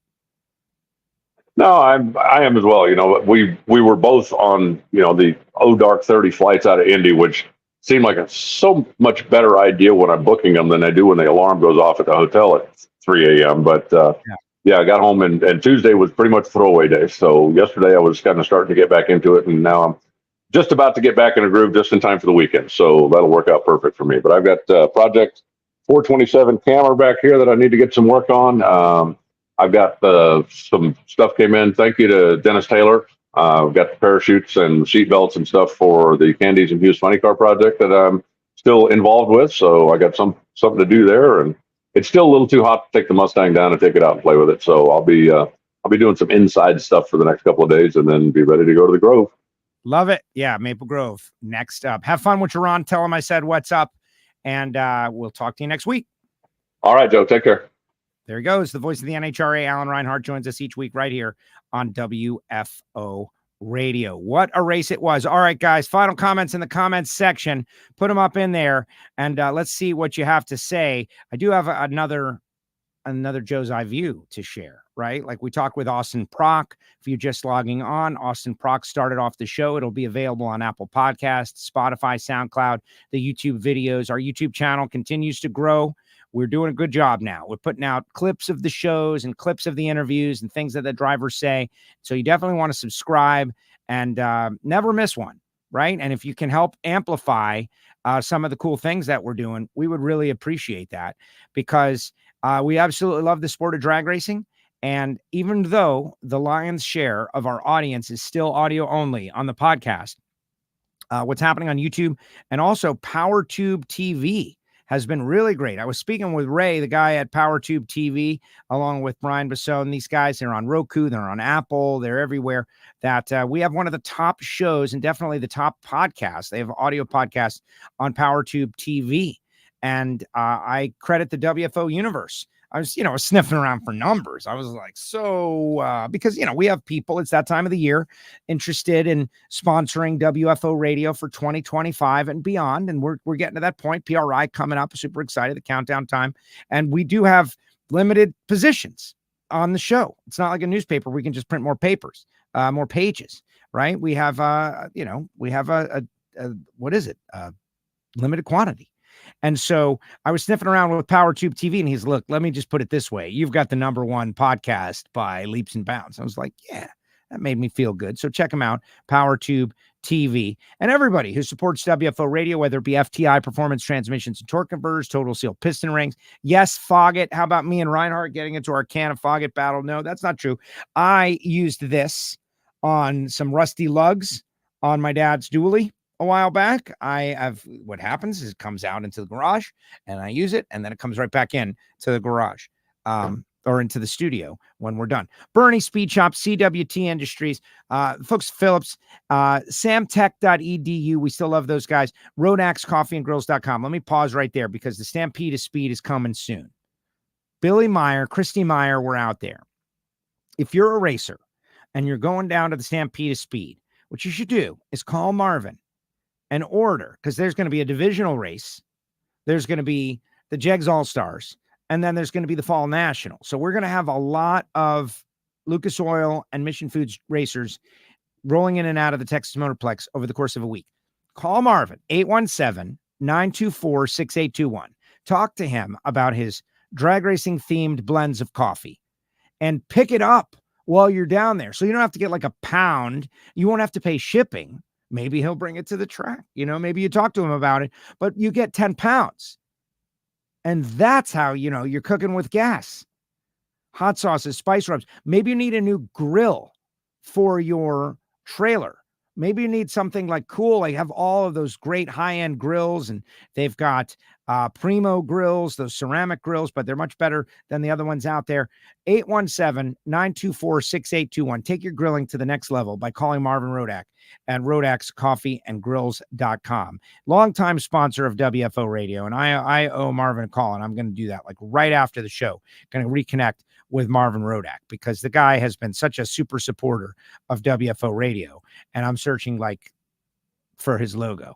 I'm searching for the logo big time. It has been amazing. And just everybody that stepped up to support the show during this period as we got ready for Indy, the folks at HusseyPerformance.net on board, and Torque Calibration Services of Australia. This is Matt Clark. He's in New South Wales, Australia. If you're a drag racer down there, and there were certainly a whole bunch of them at the Big Go, and your torque wrenches must be accurate. Otherwise, you're lost. And that's what they do. They do it for V8 supercar teams, top fuel teams, and they got a whole bunch of clients and customers. You can go to torquecalibrationservices.com.au of Australia. And I recommend it to all of our Australian listeners. If you're in the racing game, reach out to Matt Clark and Torque Calibration Services, because why? Well, they are supporting drag racing by supporting this show. He just loves the sport. And if, maybe none of these products are something, even though a can of Fog It would work in your house, none of these products are something that you need at the moment. You can always get some WFO merch. The shirts are on sale. The fire t-shirts, decals, hoodies are coming up. They make a great Christmas gift. Miami Hollywood Speedway shirt, the mugs, they all make great gifts. And really all the proceeds are going to go into Project Pontiac, which Gary Stinnett is working on as we speak. Want to also shout out to CWT Industries, Balance Machines. If you ever have a question about any of our sponsors or anything that happens on WFO Radio, I am here and eager and willing to answer your questions and maybe give you a personalized introduction if you want it. You just have to email me, joe@wforadio.com. If you're watching on PowerTube TV, I want to hear from you, joe@wforadio.com. And everybody who has been so supportive of our program, our Patreons. Hear it from Heiner. We'll do an Indy debrief. We'll do a countdown preview. They had a tough weekend in the Get Biofuel Camaro. Tough weekend. But they weren't the only ones. It was a brutal qualifying at the U.S. Nationals. But if you'd like to become a member of WFO Radio, get behind the scenes content, patreon.com/WFO Radio. And if you sign up for a year, I'll send you a shirt. I'm going to send out some shirts today or tomorrow. All right, let's see what people have to say. Get some comments in the comment section. And then play another Joe's Eye View, and then get on out of here, right? Get on out of here. Let's see. Paul Lee had the best and worst weekend ever. Yeah. Not going to run for the championship. That is the downside. He skipped a race, and that was the undoing. But the reason he skipped a race was to go play poker, and in the poker tournament, he did really well. And so in the world, you've got to make difficult choices. And he did really well. But the poker player got bested by the drag racer when it came to single hit winnings, at least so far this year, because that Pep Boys All-Star call-out paid $80,000.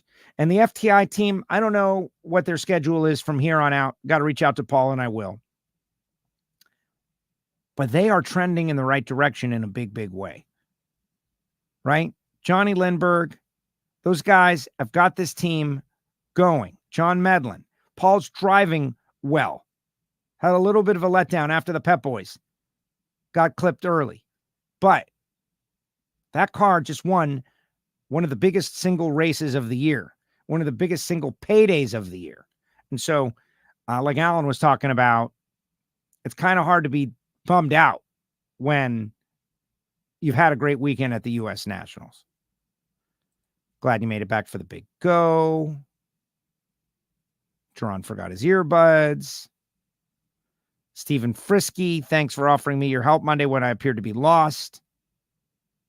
Good friends with our fellow announcers. What a great Chris Monahan did a nice video. It's in our WFO Radio Facebook group, which if you're not onto, it's a Facebook, right? It's up and down. It's in, it's out. But our group is really full of nice people. And we somehow try to keep the spam to as low a level as is possible. But there's a lot of good content, a lot of racers in there. And it's getting nicer and nicer. So maybe you want to join it. It was so great to be a part of the U.S. Nats, witnessing the emotional roller coaster of the drivers and the teams. It's high energy. Long live drag racing. Thank you, Lauren. Lauren was wearing her fire hat out there this weekend. It was great. There are no words for what the U.S. Nationals is. There are no words. Too many cars, too long. But honestly, should be longer. Should be longer. It should start on Tuesday. I know, but I'm saying it right here. I'm advocating for a Tuesday start next year. Everybody's there already. Wednesday to Monday is not enough time. It's brutal. It's so hard on everybody. If you started at Tuesday at noon, you could get a few runs of everybody in and get ahead of the deal. You know, it's a 6-day event. It's like 6.5 days. I say get ahead of it. I also advocate for starting the Gator Nationals on Wednesday, right? Some events have outgrown their schedule. They've outgrown the schedule. And I don't make those calls, but that's what I think. You've added all these categories, top sportsman, top dragster, 32 cars in each of those categories. They need wheelie bar adjustments. It goes much slower. You got 28 pro mods. You got all these cars, right? And all these different categories. There's no reason we can't start on Tuesday.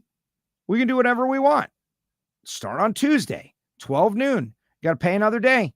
But those 11:30 p.m. nights, man, it's very difficult. Like, I'm going to complain for a moment. It's not a complaint. It's just a fact, right? You get in at, Reinhart gets in first, you know, older gentleman, tough time sleeping. But that's not what I'm talking about. Reinhardt's a hero when it comes to that stuff. He gets in early and he stays late. But 7:30 to 11:30 is a very challenging day. Forget the announcers. Think about the safety safari. They get in there at 6 a.m. and they're out at midnight or later. Like, do the math on that day, guys. You know, well, we should eliminate a category. I don't think that. I don't know what we should do. But to me, the only solution, I watched Mike Rice, and you guys probably don't know who Mike Rice is, but he manages all of it. He was pulling rabbits out of his hat and doing magic to make things go faster.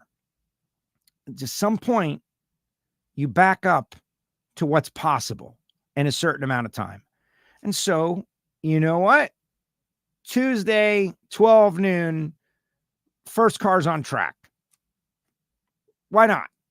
I'm putting it out there into the ether. Maybe someone at NHRA will listen or at least consider it, right? And same with the Gator Nationals. Wednesday. Start on Wednesday. We always run out. We're always in stress. Are we going to get it all in? Half day more. Let's see. Yeah, but I'm not politicking, right? Great job in the announcing crew all weekend. Thank you. We worked very hard. Everybody did great. Chris Monahan was great. Jason Galvin did a top-level job of calling the show on Monday. Good job, Jason. And I am me. Thank you, Joe and Allen. Good show. Good show. As always, great show. Thanks, Joe. Subscribe, please. Click the bell. Share with your friends. That's all we ask. Share with your friends. The preview show, 4.5 hours. Here I am. I'm on the air. I'm apologizing, everybody, for doing a 4.5 hour show. I got to the track, and I had so many people come up who had driven for like 6 hours that thanked me for the 4.5 hour show. So it all depends on who you are as to whether or not the 4.5 hour preview show. Lyle was amazing. Tim Kalungian was amazing. There were so many great. Maddie Gordon, amazing. You can go back if you missed some part of it. It's worth it. It's not old news because you learn a lot about these people. Deep and Hawk says, go WFO. Thanks for the independents. Got a couple. How about the bobblehead promotions to increase attendance? You know, where is that? I got one. The one that you saw me with on the track. I would like more. It would be cool to hook up a couple WFO listeners. I have this one. I have a plan for it. But I think this is a nice collectible. I think it's cool because, you know, you can hang it on the wall. Now, the bobbleheads, there are bobbleheads around here. It's a more expensive collectible, guys. I mean, I don't know how much a bobblehead is, but like, this is nice. First 8,000 people got these, but more to come, I'm sure. They're all about it, doing promotions and whatnot. I felt like we had a good crowd.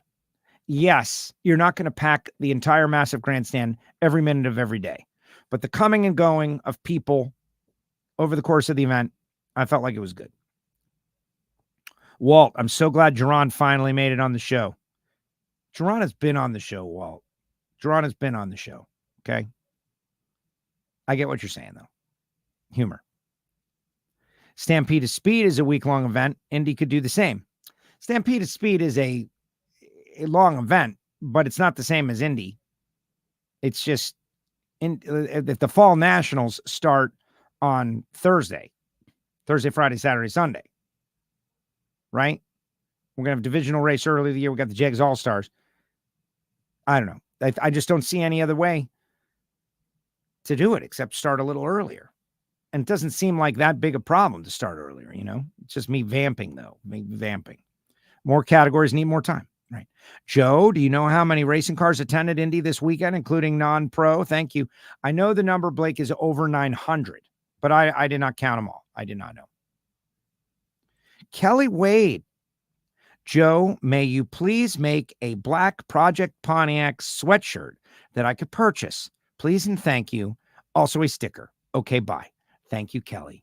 Would the WFO Universe like Project Pontiac gear? Yeah, I was thinking about it. Steve Brenwald and I would like going back and forth about it. Something with like just this, right? On the front and the back of a shirt, like one on the back, one on the front. We got you, Kelly. You're absolutely right, Kelly. We should have done it by now, Kelly. I've been locked up about different, who to put on the shirt. And, I don't want to insult anybody, but there's too many people to list on the shirt. So I'll just do Project Pontiac. I had a great conversation with Gary Stinnen about this yesterday. And we're going to get it dialed in. Thank you, Kelly. That'll be available. Project Pontiac right here on the front. Everybody asking about Project Pontiac. So many people asking about Project Pontiac. Gary is working on it as we speak. And also, so many things must be purchased that have nothing to do with like the engine. I was looking at gauges. I was like, oh my gosh. But when it's done, it is going to be a really cool super street car. And that's when we have the real fun. When we go racing and we put it up on the social media and we talk about, we're going to make some YouTube videos. And everybody that's been involved with Project Pontiac is going to get love. They're going to get love. Friday night was awesome. Still think NHRA needs a night race. Will your voice last 5 days? No, but it doesn't have to only be me. Like, that's the thing. We had Ron Ruggles and we had everybody out there. Like, no, Jeff. Yeah, Jeff Rice, my great buddy. He's a wonderful friend and a Patreon. But sometimes he says, like guys, it's not perpetuity. Like, life doesn't last forever, right? This guy's voice doesn't last forever. Brian Loans is the only guy who's got a voice that just lasts forever. I even heard Allen get worn down, and I've heard Loans get worn down. I get worn down. I'm a talk radio guy, man, not a drag strip announcer. 12-hour days, not the norm for this guy. Talking wise, 4-hour stints can do it. 12 hours gets tough. Some of us have to work, Joe. Yeah, well, me too. Gator Nationals 25 tickets are available. You better be there. I love the 4.5-hour preview show. Yeah, that's good. Okay, let me get to the end of these comments and we'll play a Joe's Eye of Aaron Stanfield. Always great meeting the WFO Universe at the track. Really joined the party. Yeah, we had a nice little meetup in the Top Eliminator Club with Sacramento Racing Fan, Steve Frisky, and my friend from South Florida, Honora. It was great. Had fun. Watched the whole thing, start to finish, except for 20 minutes at the end. I watched the whole thing. Love you, Joe. Thank you very much. Bummer I missed that pennant. Yeah, they're going to be on eBay real soon. Okay. Yeah, think of all the people that grab like 3 of them and they go home immediately to eBay. I bet they're on eBay right now. How bad you want it?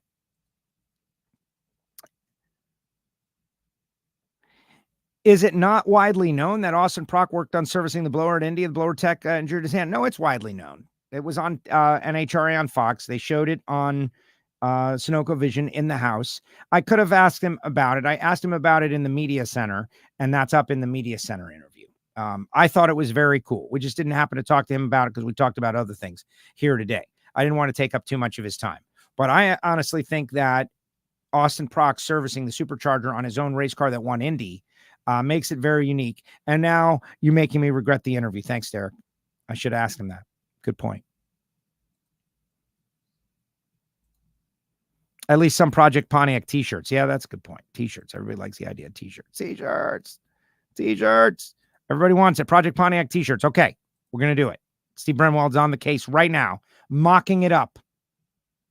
Gary Stinnett suggested that Project Pontiac's engine might be done to be on display for PRI.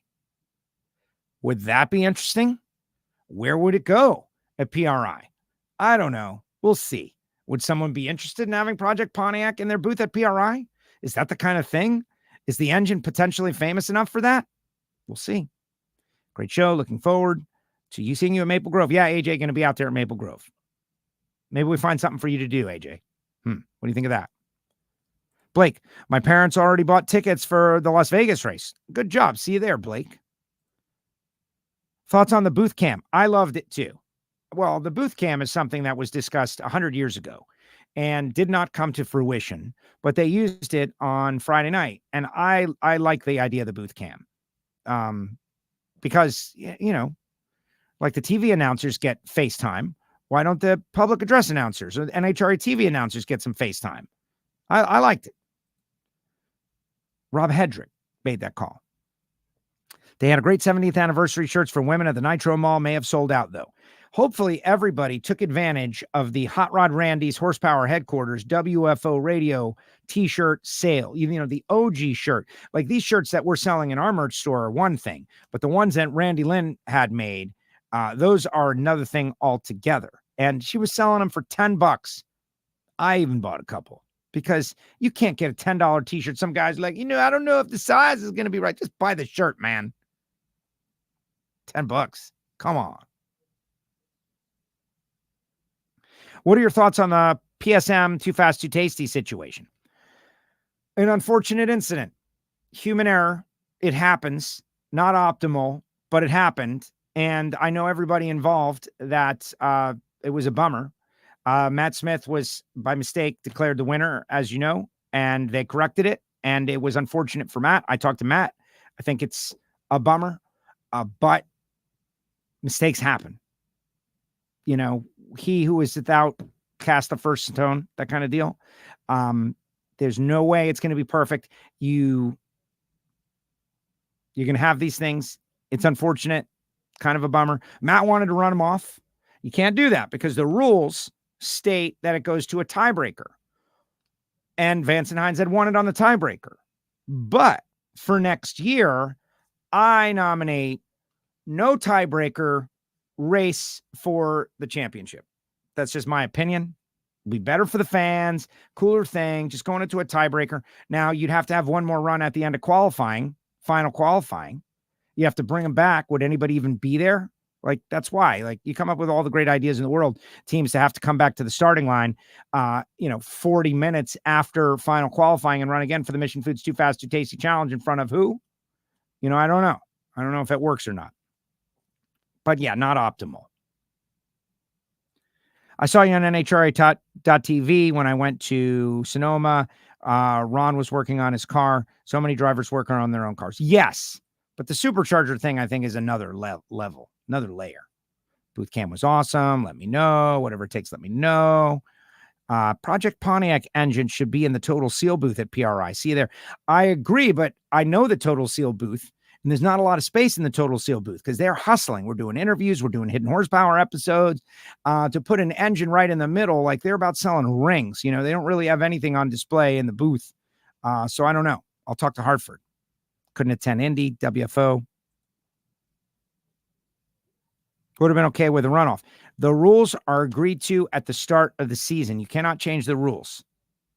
Kevin bought me a WFO t-shirt. Yeah. Sacramento Racing Fan was out there like making deals with everybody, and he's going to send you shirts. And, hopefully he charges you guys shipping because that's going to be a big pain for him. But I love the fact that he has taken it unto himself to do it. All right. Let's watch the Pro Stock Joe's Eye View. We'll do Clay Milliken next week when Clay is on. Clay is going to be on Tuesday. But let's watch Aaron Stanfield win Pro Stock.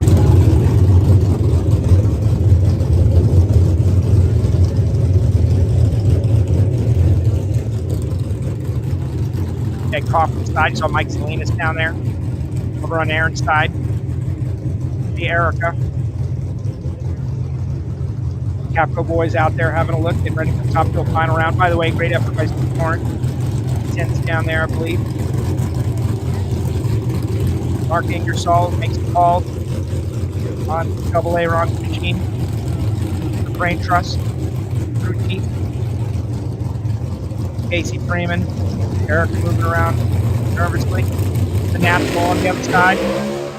17 light. Aaron Stanfield. Look at the motivation. They're into it.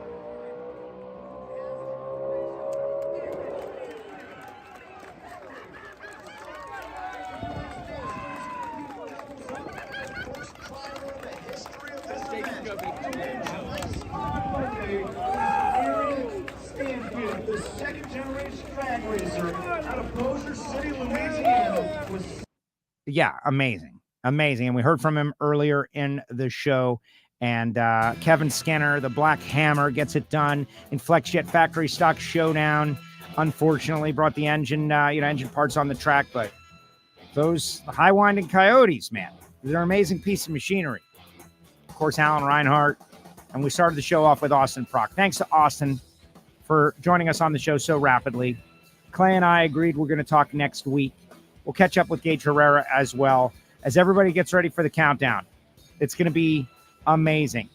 And again, guys, everybody who supports this show, from HusseyPerformance.net, Frank Hawley's Drag Racing School, Marvin Rodak, Torque Calibration Services of Australia, CWT Industries, Jesse, DPFX Fit, folks at Jesse Converters on board. Your diesel mechanic. You don't use the Jesse line. Allow me to put you together with these guys. They've got some great stuff going on. Total Seal Piston Rings, Foggett, Bernie's. Everybody who supports WFO, CWT, they'll be at PRI. Yeah, it's time to start talking PRI, guys. And congratulations to Paul Lee, winning that Pep Boys All-Star call-out. Just amazing. Hartford, tough deal. You got a fast car. Just got to figure some things out. Going into another race where they're defending race winner. One thing you know, the car's fast. Total Seal Rings on board. Our great friends at Jesse Converters. Project Pontiac shirts, huh? Just like that. Right on the shirt. I like it. Way to go, Kelly. Way to motivate.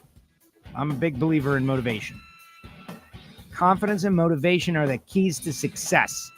You know who told me that? Of course.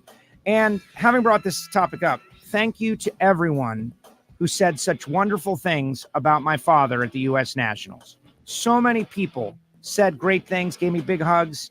It was so helpful. Thank you all.